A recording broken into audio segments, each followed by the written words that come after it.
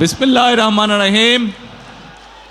আজকের এই আন্তর্জাতিক মে দিবস উপলক্ষে আয়োজিত বাংলাদেশ জাতীয়তাবাদী শ্রমিক দল কর্তৃক আয়োজিত আজকের এই শ্রমিক সমাবেশের সম্মানিত সভাপতি, মঞ্চে উপস্থিত বাংলাদেশ জাতীয়তাবাদী দল বিএনপির সম্মানিত মহাসচিব, উপস্থিত নেতৃবৃন্দ, আমার সামনে উপস্থিত শ্রমিক দলের ভাই ও বোনেরা এবং উপস্থিত বিএনপি অঙ্গ সহযোগী সংগঠনের প্রিয় ভাই ও বোনেরা, প্রিয় এলাকাবাসী, আসসালামু আলাইকুম।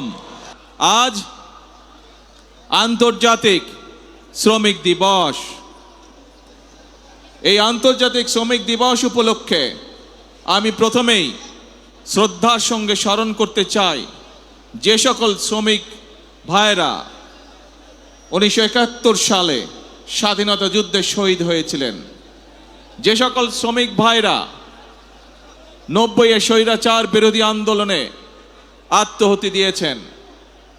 কিন্তু মাত্র কয়দিন আগের কথা, এই রাজপথ, এই আশেপাশের দালান কোঠা, এই এলাকার প্রতিবেশী ভাইয়ের বোনেরা সকলে সাক্ষী আছেন যে এখানে যখন বিএনপি, শ্রমিক দল, যুব দল, ছাত্র দল, স্বেচ্ছাসেবক মহিলা দল যারাই যখন সমাবেশ করেছে, আমাদেরকে তখন আতঙ্কিত থাকতে হতো কখন সেই স্বৈরাচার বাহিনী হামলা করে বসে।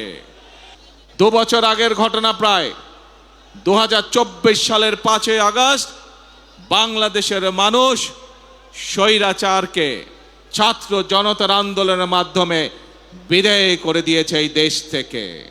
সংশ্লিষ্ট ব্যক্তিবর্গকে সাথে নিয়ে বসেছি এবং নির্দেশনা দিয়েছে, এবং আপনারা জানলে খুশি হবেন, এই সপ্তাহে গত 1 মাস আগে আমি নির্দেশনা দিয়েছি যে কিভাবে আমরা কত দ্রুত আমরা বন্ধ কলকারখানা কোনটি চালু করতে পারবো, যাতে আবার ইনশাল্লাহ বাংলাদেশের অনেকগুলো কলকারখানা যেগুলো বন্ধ হয়ে গিয়েছে বিগত বছরগুলোতে, পর্যায়ক্রমিকভাবে আমরা সেই কলকারখানাগুলোকে আবার চালু করার উদ্যোগ গ্রহণ করেছি। এই শ্রমিকদের পাশাপাশি আরো বহু লক্ষ, হাজারো লক্ষ বেকার এখন এই দেশে রয়ে গিয়েছে, যাদের জন্য দেশে আমাদের কর্মসংস্থানের ব্যবস্থা করতে হবে, যাদের জন্য একই সাথে আমাদেরকে বিদেশেও কর্মসংস্থানের ব্যবস্থা করতে হবে।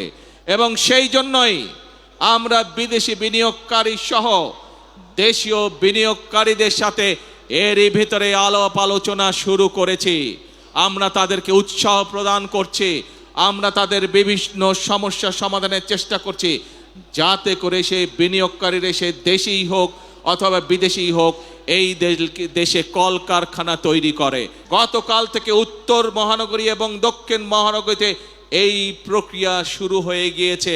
আমরা পর্যায়ক্রমিকভাবে যারা হকার ভাই তাদেরকে তারা যাতে শান্তিতে ব্যবসা বাণিজ্য করতে হয়, কোনো রকম বিশৃঙ্খলার মধ্যে যাতে তাদেরকে পড়তে না হয়, সেই জন্য বিভিন্ন জায়গা ঠিক করে তাদেরকে ধীরে ধীরে সেই জায়গায় আমরা পুনর্বাসনের চেষ্টা করছি। যুবক বলুন, যার কথাই বলুন না কেন, আমাদের দেশের অধিকাংশ মানুষ এখনো গ্রামে বসবাস করে। এই গ্রামের মানুষ সঠিক সময়, প্রয়োজনের সময় তারা বিভিন্ন কাজেই হোক, কৃষি কাজই হোক অথবা তাদের ব্যক্তিগত কাজই হোক, পানি পায় না। যে পানির অপর নাম জীবন, সেই পানি তারা সঠিকভাবে পায় না। সেজন্যই আপনারা দেখেছেন শহীদ জিয়ার সেই বিখ্যাত কর্মসূচি খাল খনন আমরা শুরু করেছি। যেই খাল খননের মাধ্যমে কৃষক ভাইদেরকে যেমন পানির সুবিধা, সেচ সুবিধা পৌঁছে দেব আমরা, ঠিক একইভাবে গ্রামের মানুষ যাতে সহজেই পানির চাহিদা পূরণ করতে পারে, সেটি অন্যতম কারণ এই খাল খনন। এর মাধ্যমে কৃষক ভাইরা যেমন সুবিধা পাবে, একইভাবে গ্রামের খেটে খাওয়া সাধারণ মানুষও সেইভাবে একইভাবে সুবিধা পাবে। সেজন্যই বিশ্ব দরবার তাদের কথায় কর্ণপাত করছে না, বরং বিশ্ব দরবার জনগণের যে নির্বাচিত প্রতিনিধি, জনগণের যে নির্বাচিত সরকার, তাদের সাথে কথা বলছে কিভাবে তারা এই দেশে বিনিয়োগ করবে, কিভাবে তারা এই দেশের শ্রমিকদের ভাগ্য পরিবর্তনে সহায়তা করবে, কিভাবে তারা এই দেশের মানুষের ভাগ্য পরিবর্তনে সাহায্য করবে। প্রিয় ভাই বোনেরা, আমাদেরকে বিশ্ব দরবারের এই সুযোগ গ্রহণ করতে হবে, দেশের স্বার্থে, এই দেশের মানুষের স্বার্থে, সর্বোপরি এই দেশের শ্রমিক ভাইদের স্বার্থে। সেজন্যই আজকে আমাদেরকে চোখ কান সব খোলা রাখতে হবে।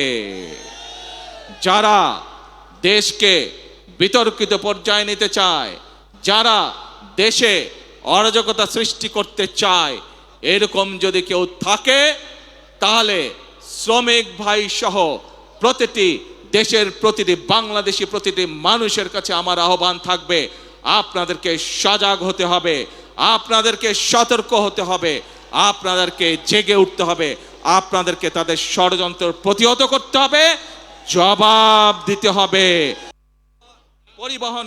পরিবহনে কাজ করেন, বিভিন্ন পর্যায়ে বিভিন্ন শ্রেণীতে শ্রমিক ভাইরা আছেন। আজ সেই শ্রমিক ভাই সকলের উদ্দেশ্যে আমি বলতে চাই, আপনারা যেমন বিভিন্ন সেক্টরে কাজ করেন, আপনাদের খাতায় আমি আমার নামটি লেখাতে চাই একজন শ্রমিক হিসাবে। কারণ আপনি যেরকম ইমারত শ্রমিক হিসাবে এই ইমারতটি গড়ে তুলছেন, এই দালানটি গড়ে তুলছেন, আপনি একজন পাট শ্রমিক হিসাবে পাট কলের উৎপাদন যেমন বৃদ্ধি করছেন, আপনি একজন পোশাক শিল্প শ্রমিক হিসাবে পোশাক শিল্পের উৎপাদন বৃদ্ধি করছেন, ঠিক একইভাবে আপনার খাতায় নাম লিখিয়ে আমিও দেশ গড়ার কাজে নিয়োজিত করতে চাই নিজেকে। সেই জন্য আমি মনে করি এবং একই সাথে আমি মন্ত্রী পরিষদের সকল সদস্যের নাম শ্রমিক হিসাবে অন্তর্ভুক্ত করতে চাই। কারণ আপনারা যেমন এক একটি জিনিস গড়ে তুলছেন, আমরা আপনাদের পাশে থেকে দেশ গড়ার কাজে হাত দিতে চাই, দেশকে গড়তে চাই। দেশের মানুষ পরিশ্রম করে যেভাবে সামনে এগিয়ে যাচ্ছে, তাদের সাথে থেকে, তাদের পাশে থেকে আমরা দেশকে গড়ে তুলতে চাই। এজন্যই প্রিয় ভাই বোনেরা, আমাদের নির্বাচনের সময় স্লোগান ছিল, করব কাজ সবার আগে। এইটি হচ্ছে আমাদের স্লোগান, এইটি হচ্ছে আমাদের বর্তমান স্লোগান, এইটি হচ্ছে আমাদের ভবিষ্যৎ স্লোগান।